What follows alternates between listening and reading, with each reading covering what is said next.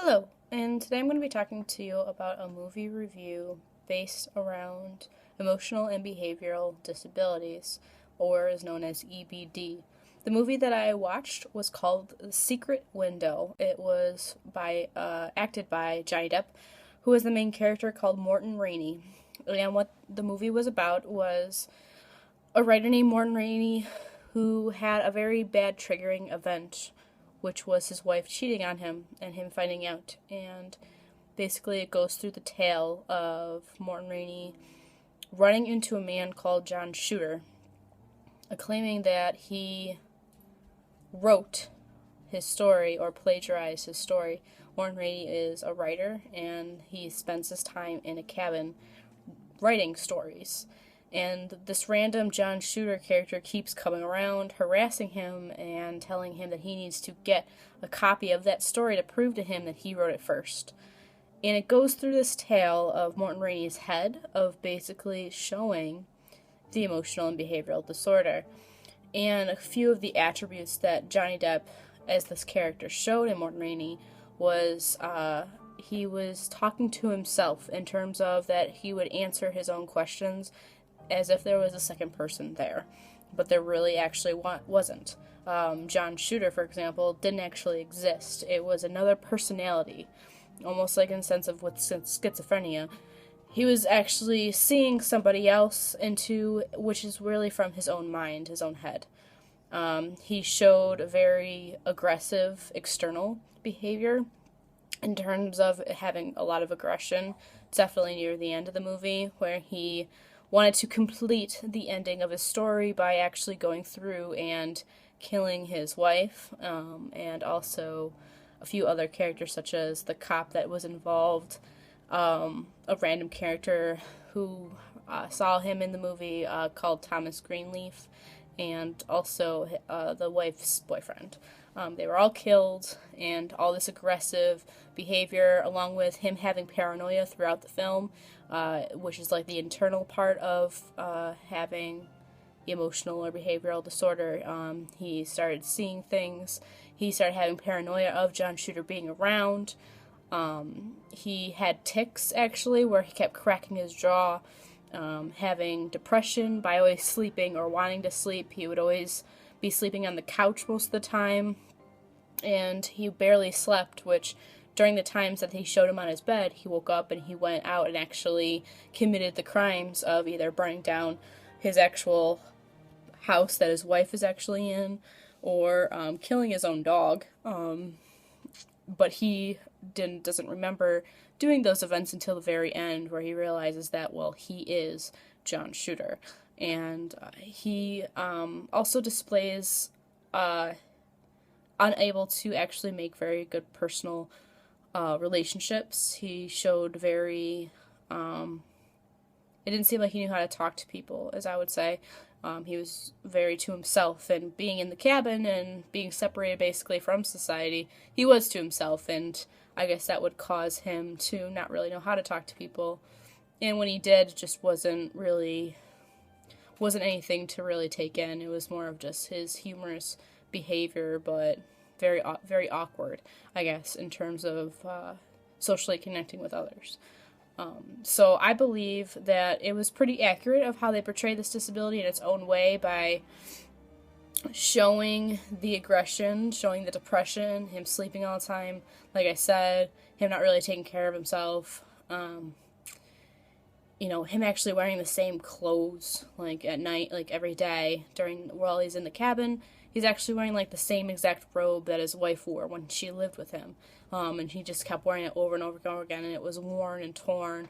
So it definitely shows that depression, that phobia, the fears that he had with trying to find John Shooter that actually didn't exist. He had that other personality. He was very aggressive. He didn't really, obviously, follow in the sense of the rules or the law by killing a cop, and not really recollecting that he did anything wrong. He feels that, it was for right reason in his own head.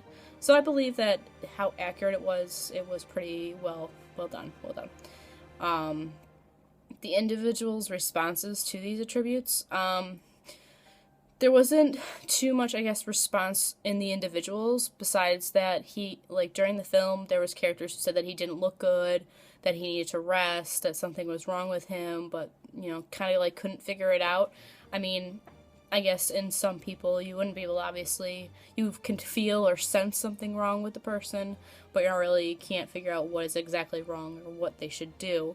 So I feel that they portrayed that in a sense in the movie, but they didn't really address his character by the people actually, like, intervening, besides with his wife, who was getting worried about him and kept calling him, and also at the end of the movie with her finding out who he really was by seeing him wearing Shooter's hat and having the walls covered in the engraving of Shooter, and at the end, shoot her, meaning to kill her. And I mean, there wasn't really too much intervening going on besides the wife aspect of trying to get through to him that, like, everything's okay and that she just wants to settle the divorce that they had going on.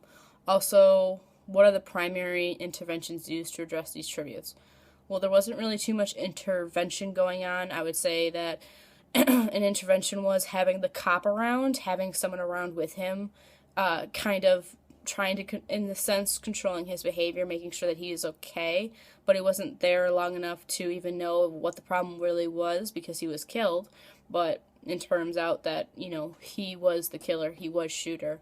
And so I feel if the cop was around there more often and understood more about Rainey's actual story, then I feel the cop might have thought differently. They might have knew that it was actually more no longer Morton Rainey was the person that he should have been worrying about. But since Morton Rainey had an issue before with somebody, they thought that it was a similar situation, and it turned out to be totally different from what it was expected.